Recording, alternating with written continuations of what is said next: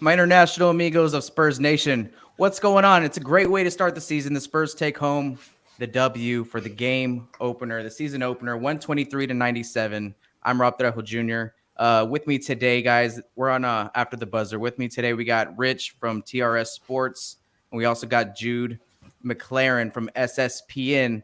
Guys, I just want to kind of take your temperature real quick, off this first game of the season. Kind of what's your feel, what's your vibe right now? I'm gonna throw it to you first, Jude.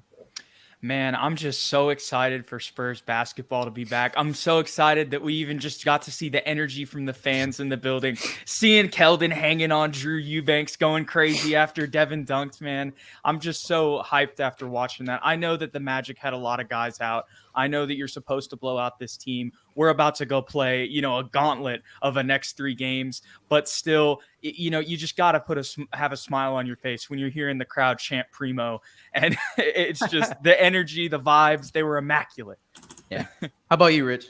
I think we have actually our next 5 games are tough, but much like the Spurs bench, just a smile on my face the whole fourth quarter. I was expecting some exciting things from our young team, but to see the energy, the fire, the passion, just the love of playing a game and having fun. They looked like they're having so much fun out there. When it happens when your team's having fun, you're having fun watching them. This was a great night. I don't care if it's against the Orlando Magic or not.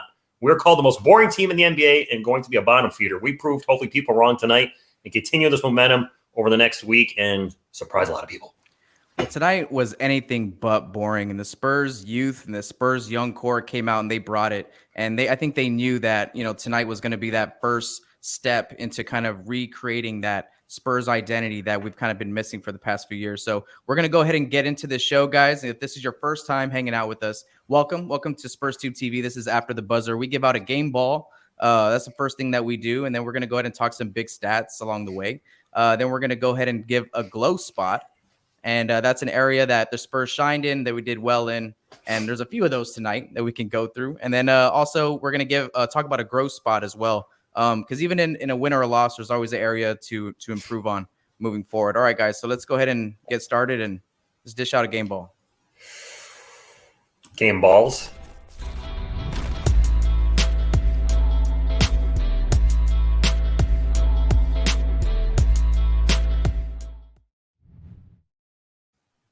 The money, Rich.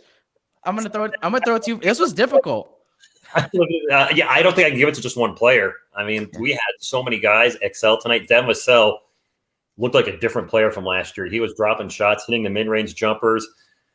KJ was fired up doing his thing. DeJounte almost had a triple-double. Yak quietly had a great game with 12 points and 13 rebounds. If I got to give one player the game ball, I'm probably going to give Devin. He led the team with 19 points. And just love the fact that he has completely looks like he's turned a corner from last year to this year. No, it's just the first game, but my eyes are telling me from this game in the preseason, he's ready to take it to the next level. Devin is opening some people's, I don't want to say eyes. I'm talking about major expectations on what a ceiling can be for this kid. Jude, who do you got a game ball for tonight, man? Well, I mean, like you guys said, there's so many options. I love the idea of Devin. I mean, I love the idea of Keldon, but my game ball is going to go to Derek White. I thought his efficiency as a shooter is something that I feel like a lot of people have kind of been a little bit concerned about because of his preseason struggles and just him not being able to get into a rhythm last year. So it's kind of been since the bubble, since we've seen a Derek White play like the way that he did tonight. I love his off-ball movement, but we also saw the return of his playmaking. We saw him bringing the ball up the floor, running some pick and rolls with Jakob, I believe. Maybe it was Drew Eubanks. I don't know. There was a great pick and roll that they ran where he dished it on a bounce pass up the lane. But Derek White was my guy tonight. He got taken off the floor there at the end when all the young guys started coming in. But I just think overall, kind of the concerns that we had with Derek, we really got to see him return to his normal form in that $70 million contract that we're paying him right now. Yeah, 6 for 11 from the field, 3 for 4 from the three-point line. I don't mind it. I don't mind them pulling him late. No, absolutely. Let's conserve those feet a little bit, right, along the way. You know what, guys? Those are great game balls. I wouldn't be mad if Devin Vassell got it tonight. He was huge. Derek White kind of kept the pace and the tone and that aggressiveness from start to finish when he was on the floor. So I agree with you. But mine's gonna go to someone I don't know if I've ever given a game ball out to this player all last season, because we did this last season too. Jakob Pertl's getting my game ball. And Rich, you talked about it a little bit early. And tonight, I love the fact that he just was all about doing that dirty work. And I'm the first one to kind of criticize him when he's struggling offensively, or he's not up to his own caliber at defending the rim. I'll be the first to call him out because it hurts us. It really does. It really does affect the whole team. We were giving up baskets early. In the beginning of the game. And I think Jakob had to turn it up a little bit, and he did that. And he finished tonight with the double-double. He had like 9 rebounds at halftime. He was cleaning up missed shots. He was cleaning up guys getting beat to the rim. And he switched it on. And the way that we handled Mo Bamba and Robin Lopez tonight was interesting, and I think, to say the least, right? I mean, one, we were a little smart with Mo Bamba, trying to get him into foul trouble a little bit earlier on in the first quarter and the third quarter. And then when Robin Lopez came in, I think, it got chippy there for a little bit. The game kind of slowed down, and it was kind of getting a little bit physical. And I think Jakob was a key part of just kind of keeping the Spurs above water and keeping their heads above water and ready to kind of stay on the attack mode when they were getting punched a little bit here and there. So I don't know. Do you guys have any thoughts on that? Well, I just like to say the way that he kind of rebounded, because in the beginning there were some struggle spots. I mean, I even remember texting Ethan, who some of y'all may know from SSPN, and I was like, man, Jakob's annoying me right now. But it was like, as the game progressed, he did exactly what you said, Rob. His playmaking, we know he's a good passer, but he just held down the paint. It was like the moment where I was like, okay, Jakob is in there getting dirty, is when he got elbowed by Robin Lopez. Oh, yeah. And it was just like, okay, all right, Jakob. All right, I'm sorry about criticizing you earlier. You're doing the dirty work now. Yeah. He had a couple nice passes, too. I think he finished, let me see. He finished here with 7 assists. Wow. Seven assists. Not realize that. 7. Mm-hmm. He's got 12 points, 13 rebounds, and 7 assists. He had a couple of nice little bounce He's passes, close to a triple-double. Yeah. Yes, he was.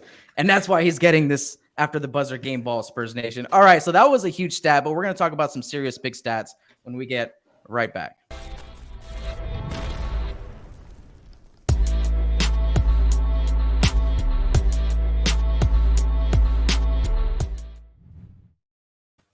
So I kind of have like my chart here, right? I'm taking notes throughout the game, and there was a huge stat in the third quarter for me. I'm just gonna save it. I don't know if it's the same one you guys are gonna talk about, but I'm gonna go ahead and throw it to you first, Jude. What's your big stat of the night? I think overall, when I was looking at the stat sheet here on ESPN, 7 players in double figures.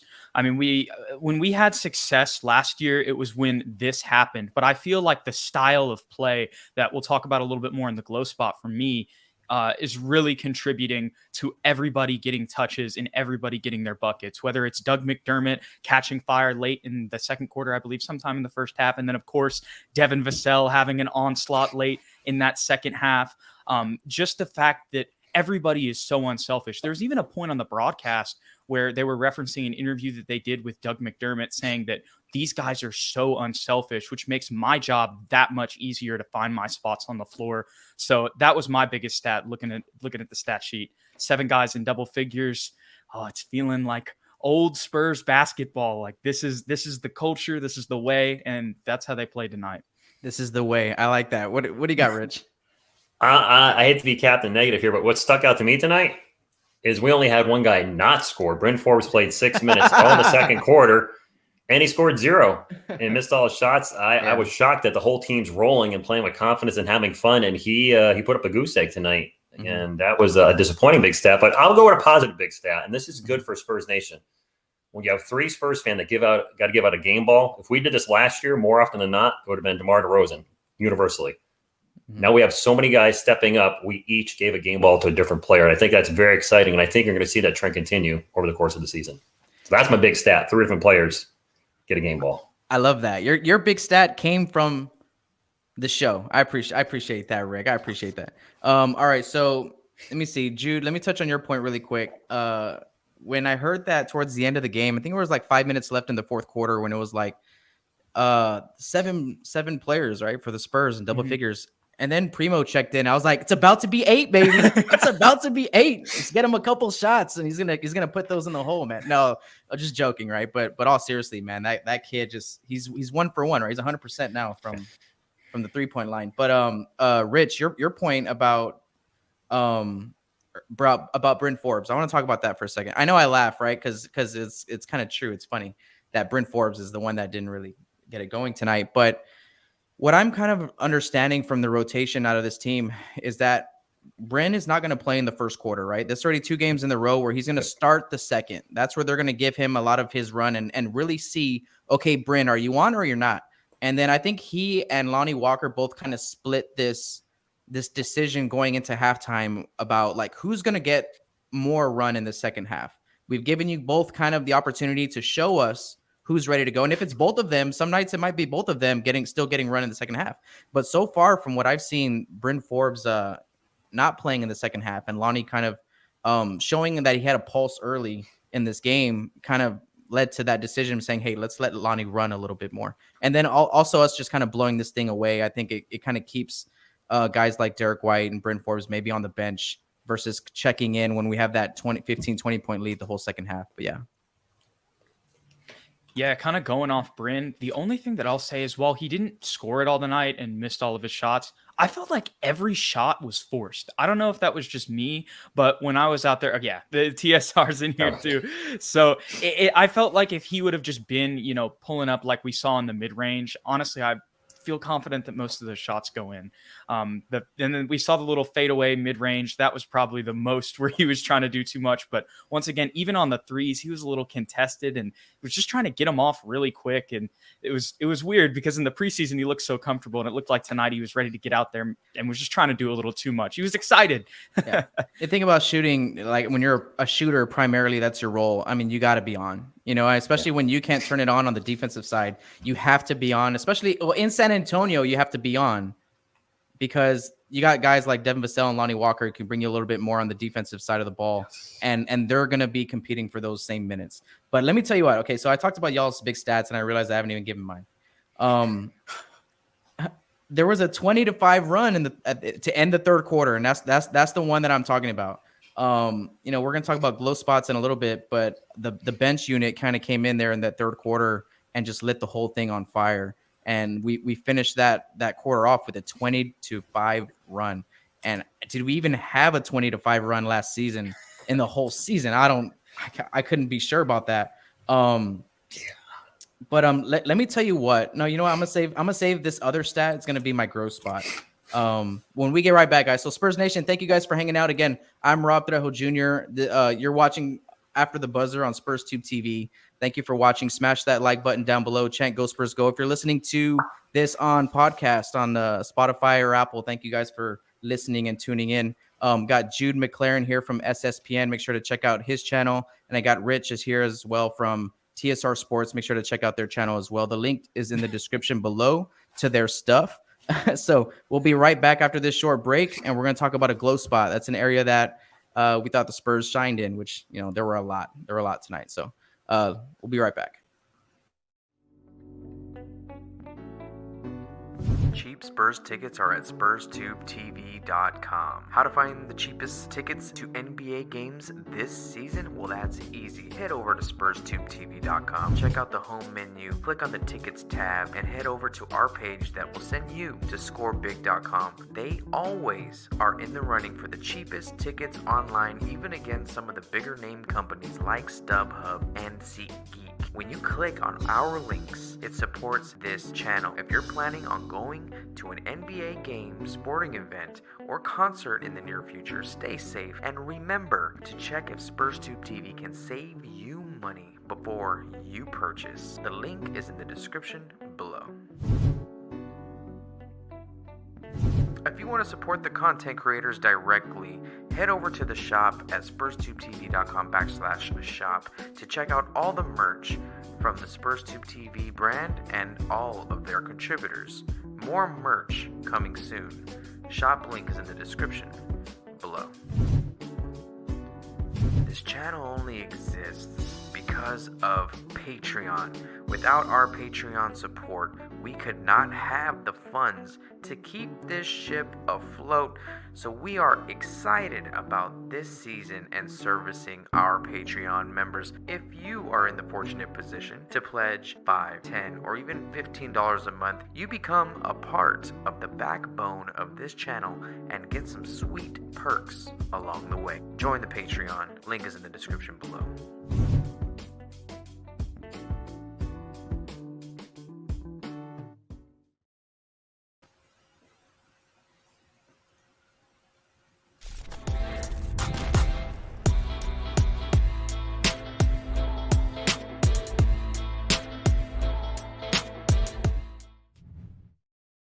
All right, Spurs Nation. So we're gonna give out a glow spot. I'm gonna throw it to you first, Rich. So what's an area from tonight that you can kind of pinpoint that maybe stood out to you from other areas that we shined in? Because there was, I mean, it's always good when you're blowing out teams, right? So there's a lot of areas that you can pick from. What's something that popped out for you? Energy. We talked about it earlier in the game. Just the team just had so much energy, chasing after loose balls, having fun. It just maybe because there were older players on the team last year.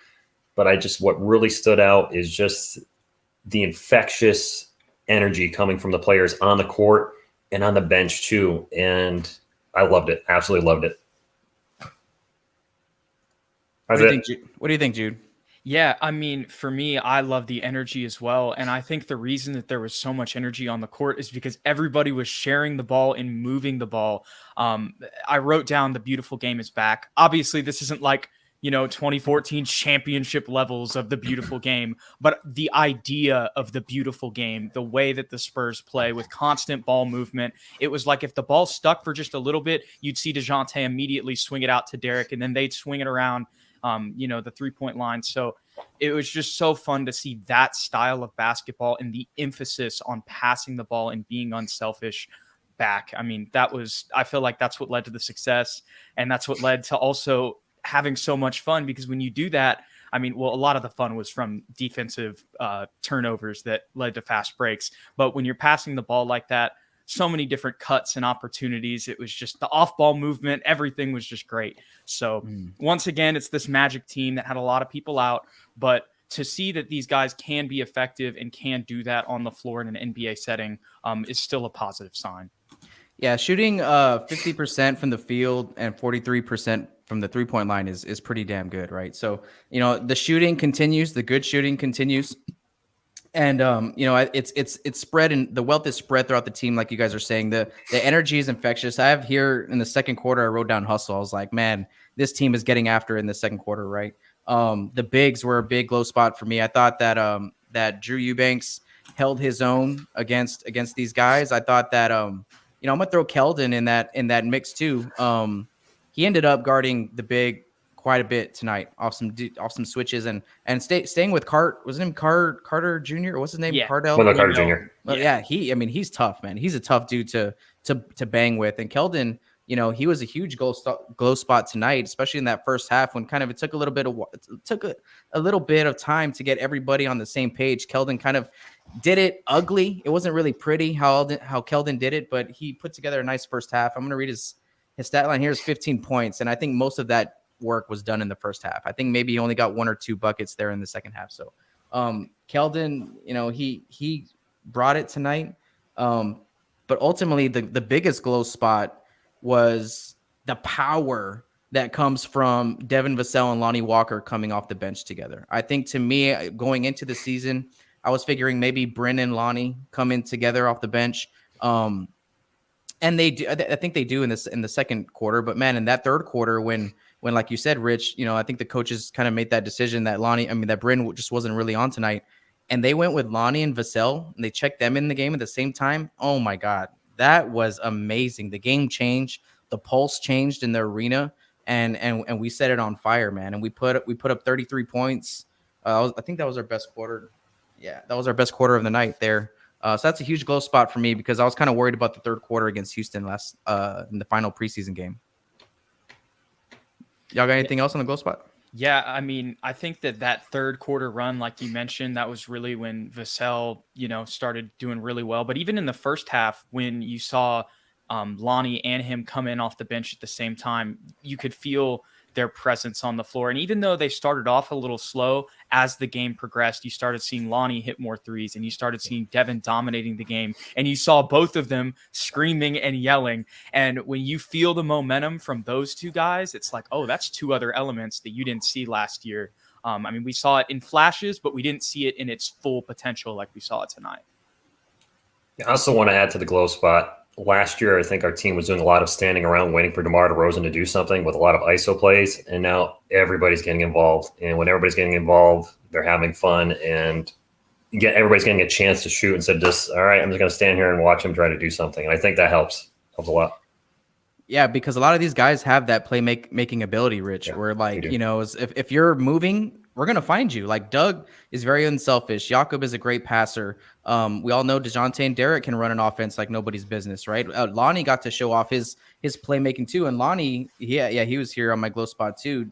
I have here, Lonnie's awake. He's alive.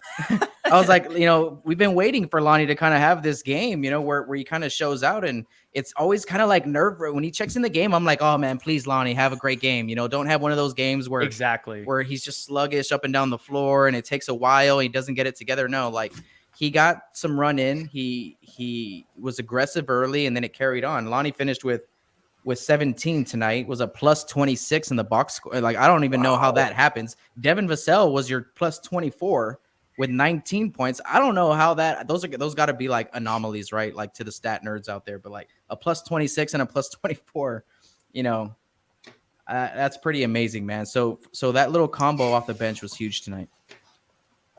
All right, guys. Didn't make too many mistakes. No, it's good. No, I know that's good. And that's how you stay on the floor. Like, did y'all see Pop chew out KBD? Yes. Pop chewed him out like in the fourth. It was like the game was over and everything. And he did something, and man, Pop was ripping him. And when they were showing them on the bench right after that, KBD was like, yeah, my bad. That was on me. And then he was back out on the floor, and then he hit a three, I think, shortly after that, right? So like, very coachable dudes here, man, in San Antonio. All right, guys. So when we get right back, we're gonna go ahead and talk about a growth spot. That's a thought that's a area from tonight's game that we feel like we can still improve on moving forward. All right. So when we get right back, go Spurs, go.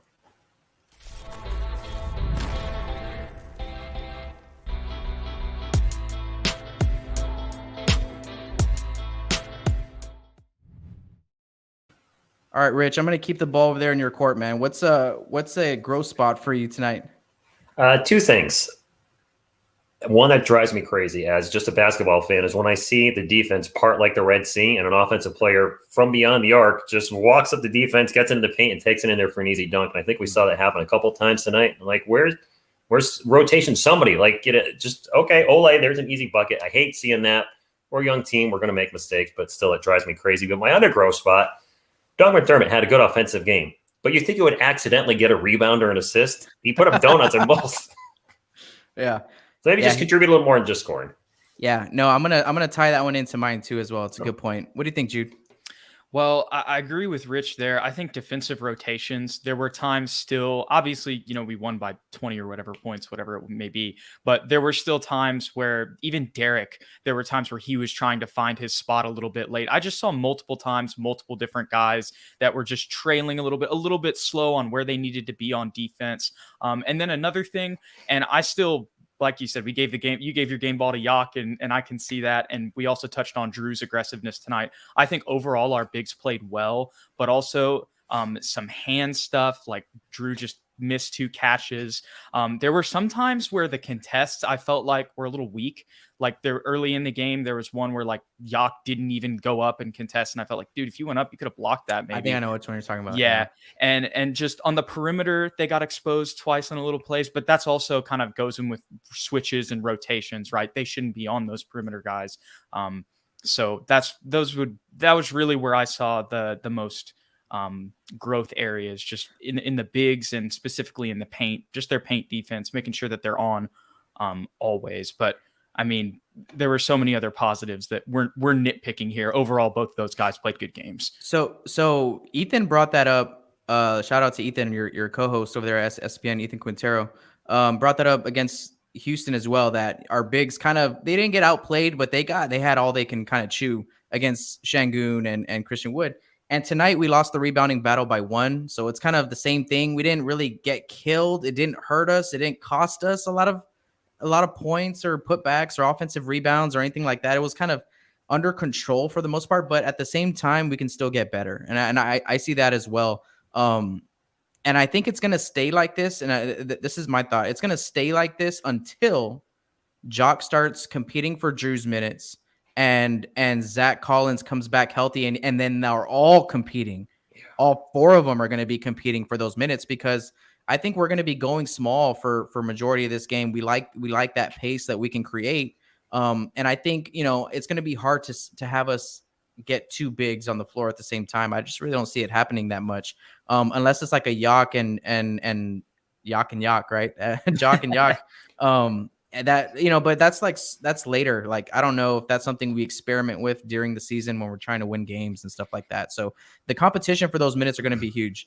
All right. So my growth spot, guys. Now, the Spurs played great tonight. Spurs Nation, feel good about this win. Feel great about it. But take it with a grain of salt. It is against Orlando. So just know that you can be happy in the fact that we beat a team that we should. We should beat a team that we should beat Orlando.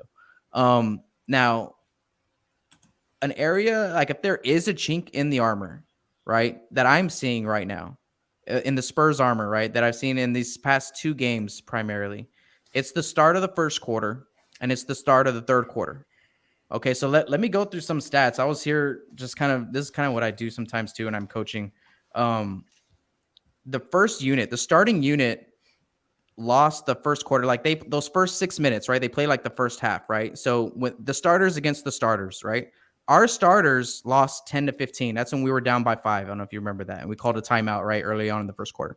That starting unit lost to the Orlando starting unit 10-15. And no one was really hot at that moment. It was Jakob. It was Jakob cleaning some stuff up here and there, and we couldn't put the ball in the hole, right?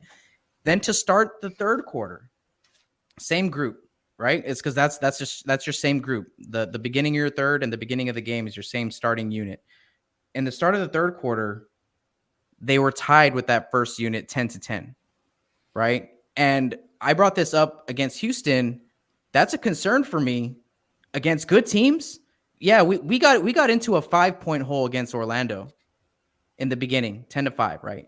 Against a good team, we're going to be down 10-15 points to start the game if we can't come out scoring the ball. And I made a clip yesterday on my channel, and I was comparing Doug McDermott to Klay Thompson, right? And now I know that's how it comes off, right? The title and the thing. But if you actually watch the video, I'm not comparing them as players, right? Obviously, you can't compare anyone to Klay Thompson. He's amazing. He's in a world into his own. But I was talking about the role. We need to use Doug McDermott because he's really the only guy in that starting unit that I feel confident about that can get me buckets right in the beginning of the game. I don't really know if DeJounte's jumper is going to go down. I don't know if Derek White's going to be hot or not. KJ, are they just going to foul him, put him at the line, clog the paint? Jakob, you can't just give the ball to Jakob. So really the only guy that you have like where you're going to run a play for him, you need a bucket, is Doug McDermott, in my opinion. He's like your safest option. And that's what I'm saying. We got to run him off a bunch of screens. We got to use him like Ray Allen, Rip Hamilton, right? Some of those dudes, Klay Thompson, right? Klay Thompson plays the same way. But if he is not on, which is what we saw tonight, it took him a little while to get going. We struggle, and that starting unit struggles. So they struggled in the beginning of the game. I know it's early. It's the first game of the season. It's okay. It's okay. So it's a grain of salt. But with the grain of salt of this 20-point win or whatever it was, 26-point win, we got to look at that too, because when we go up against Denver, right, on Friday, and then against Milwaukee looked great last night. Milwaukee looked great. So when we go against them, who I don't think they're going to have that much trouble scoring the basketball. We have to be able to kind of come with it early, because we don't want to find ourselves in that position to like be down 10, 15 points at the end of the first quarter and we just couldn't score. Because let me tell you what, it was when we subbed in Lonnie and Devin Vassell is when things start turning around and they start mixing the lineups. Once we start mixing those lineups, man, it's amazing stuff that we see out there on the floor. It's amazing. Scoring the ball, defense to offense. If that starting unit is not scoring off of transition opportunities, or defensive stops that turn into, like easy baskets, like steals or whatever, they have trouble scoring the ball. If Doug McDermott is not on, at least at this point in the season. So what I would like to see is guys like Keldon and DeJounte and Derek step up early and start, getting to the rim or just putting the ball in the hole. We can't just go 0 for 6 to start the game against a good team. That's just my point. But you know what? We had that problem last year. Take out Doug and drop in DeMar. That happened a lot last season, where the team would just start off slow. And it was actually a running joke on my channel. It's like, why are we playing well in the second quarter and fourth quarter every game, and the first and third quarter we're starting slow? It's the same guys except for one. I think it's from the past 2 seasons. Well, since we've had DeMar, I would say that has been an issue. What do you think, Jude? Yeah, I think that I don't know why I'm like, remind me what y'all are saying. I know I just heard it. You know what I'm saying? The starting unit is having a little bit of trouble scoring the ball. Yes, and first and third. Is that going to be I swear I heard everything y'all said. Have y'all been there before? Like, where you? Yeah. Anyways, no. But the funny thing is too is, like, those guys are more talented than who they were going up against. Like, they shouldn't be losing to this Magic team to start, the first and the third quarter. And I know that you said, and I agree with this, that mixing the lineups, that really helped kind of get the spark. Even when we had Derek running the point, I thought that brought just like a different element that we hadn't seen in a while, setting up Lonnie, stuff like that. But also, we saw that starting unit come in where you have Derek and DeJounte come on the floor later in the game and have the success that they should and create turnovers, against this, a second-year guard in Cole Anthony and a rookie in Jalen Suggs. So I agree with what y'all are saying, and I'm just kind of curious. I wonder what the issue is, and that is something that kind of happened last year as well. So I'm not exactly sure what's going on there, but definitely stepping it up in the first and third, starting strong at the beginning and the beginning of that second half. Because, like y'all said, when we go play the Nuggets, the Bucks, I mean, like Giannis, I don't even want to think about Giannis playing against our team. And then you got the Lakers on Tuesday. That's just not going to fly. So you want to make sure that you come out with that juice against those type of teams if you want to have a shot and make it competitive. You think you got anything, Rich? I have nothing to add. Just I don't know. So, maybe I could play like a Captain Negative for a second. Maybe the team's picking up when the bench players come in because they're hungry. They're fighting for minutes coming off the bench, so there's more drive, more energy, and then that finally kind of just trickles down to the guys that are on the court. There's a few options. I think the Spurs don't do anything. I think that's the option. I think the Spurs just give it like, and I talked about this, I think with Ethan too. I was like, I think that they're going to give that starting unit like 10, 20 games, like before they start making an adjustment there, like in that starting unit. But let me tell you what, there's 2 things that we can really do, I think. And that's bring in Devin Vassell for either Keldon or Doug McDermott. So I don't know what you guys would do if you were going to insert Devin Vassell, because the scoring is, the issue is scoring, right? Yeah. With that first group. And Devin Vassell is looking like shoot, man, a young, I always comp him to like a young Ray Allen, but like he's just knowing exactly all the moments to get his shots off, and he's shooting them with confidence, and they look pure. So I think you insert him over a guy like Lonnie, who you're still kind of like, is he going to be on or not? I think you kind of have that security with Devin. So that's kind of my solution, but I think it's maybe for Keldon, but I don't know. A popular thought on my channel is have Derek White come off and lead the second unit and have Devin starting over Derek. That's an option too. I think, that's what we do for the majority of the game, right? Is they're separated. DeJounte and Derek have been separated for the majority of this past 2 games. But to start the game, I like having them together. I like the defense. For me, another solution would be for them just to step it up, like get more confident in their jumpers and attacking the rim, because Derek White doesn't look all that great when he's attacking the rim right now. Neither does DeJounte to me. Like they're driving into 2 or 3 guys. Everything you're talking about, like Bryn looked forced tonight. Everything from DeJounte and Derek at the rim looked forced when they were like going up, trying to. I'm just like, can we get a better shot than that? I just think, come on, guys, let's get some better looks at the rim than that, and let's knock them down. So I don't know, but that's nitpicking right now in game 1. Yeah. Nitpicking a win. Yeah, nitpicking. Yeah, no, it's just something that has stood out for me now in 2 games. So we'll keep track of that and moving forward and see if that's still an issue and if the Spurs make an adjustment. But all right, guys, so that's going to be it for After the Buzzer here. Rich, why don't you tell everybody where they can find you, man? I will in a second. I want to do one more growth spot. Yo, Keldon, if you're going to get to line this much, you need to start hitting your free throws. He was very shaken the preseason and not off to a good start tonight. So, Keldon, got to start hitting those free throws. They're just going to start putting you at the line more. That's a good point. He was 3 for 6. But that was the first shot of the game. Like the first thing that happened was Keldon got the and one, right? He got the and one and he missed it. And then they zoom in on Pop's face, and Pop's just there like, because if I read his lips correctly, I think he said, "I can't believe we started the game off a missed free throw," or something like that. I think that Pop knows as well that he's going to need to knock that thing down. I wouldn't know because the NBA team pass didn't work until 4 minutes in the game. And apparently a lot of people had that issue tonight. So great job, NBA, as usual, and for something that we're paying for that's not working. Anyway. All right, Rich, why don't you let everybody know where they can find you, man? All right, TSR Sports. If you just search TSR Sports on YouTube, easy to come up. I'm about 90% San Antonio Spurs. I live stream almost every game, and not a watch long as actually play-by-play, which becomes very exhausting. So when I'm doing an After the Buzzer with these guys, I might miss some things because I'm literally calling every play and trying to talk to the people in the chat at the same time, which can get hard to keep eyes on game that way. But I also do a lot of Spurs videos, news videos, etc. And I'll also be streaming the Brooklyn Nets this year because they're my local team. I get them on Yes Network because I live in Connecticut. And there's 2 former Spurs on there. Real quick, Patty Mills looked fantastic last night. 7-7 from beyond the arc. I was like, where was that last year? Game day balla. Yeah, game day balla. Jude, why don't you tell everybody where they can find you, man? Y'all can find me on SSPN on YouTube. Just search it. It's me and my guy, Ethan Quintero. He was on the last After the Buzzer against the Rockets. Y'all can go check that out. We make a lot of Spurs content. We have a live show, and we do some reactions video. We post clips as well. So it's just another Spurs hub on YouTube. So y'all can go check that out. You can follow me on Twitter at Jude McClaren and follow Ethan at Ethan_Quintero on Twitter. Yeah, well, thank you both for coming on, man. I really appreciate you guys. Yeah. You did get a super chat, by the way. I don't know if you can see it. You want me to read it if you don't have it? Or do you have it? No, I'll pull it up. Okay. I appreciate that, Rich. It's hard. Just so you guys know, I'm producing the show and hosting the show and trying to do all this overlay and transition stuff for you guys, make it nice and clean for y'all. But the Drew Show, appreciate you, Drew. Bulls had 18 assists, Spurs 32. DeMar depression still.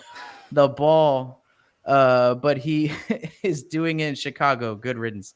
You know what? I had the same feeling, Drew, about watching LaMarcus Aldridge play last night. I was like, I am so happy.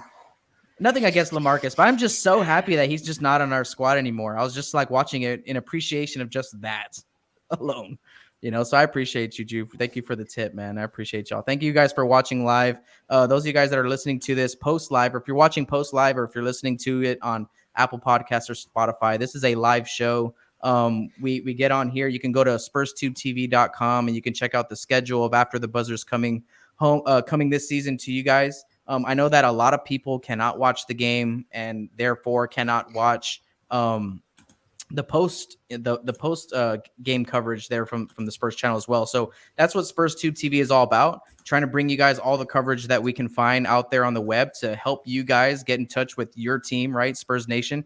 TSR does a great job of doing play-by-plays for you guys over there on his channel, like he was saying right now. So if you can't watch the game and you don't want to listen to it on radio, definitely head over to his channel. And again, like Jude and Ethan are pumping out great stuff over there at SSPN. On SpursTubeTv here, we try to do little film breakdowns for you. We'll do a little bit of news reaction here and there as well. But it's going to be a great season coming to you guys from SpursTubeTv.com. You can buy tickets to sporting events, concerts, and all types of stuff on the website, merch from the Spurs shop on Fanatics. You can also support this channel by going to the merch store as well, and you can find some merch from other content creators there as well. So thank you guys for hanging out with us live. If you're listening to this after this live session has ended, think about watching the show live and hanging out with us. And eventually, guys, I'll be able to incorporate the live chat a little bit more. It's kind of like the sixth thing on the plate if I were to try to do that right now, which would kind of bring the quality of everything else down if I tried to do that here. So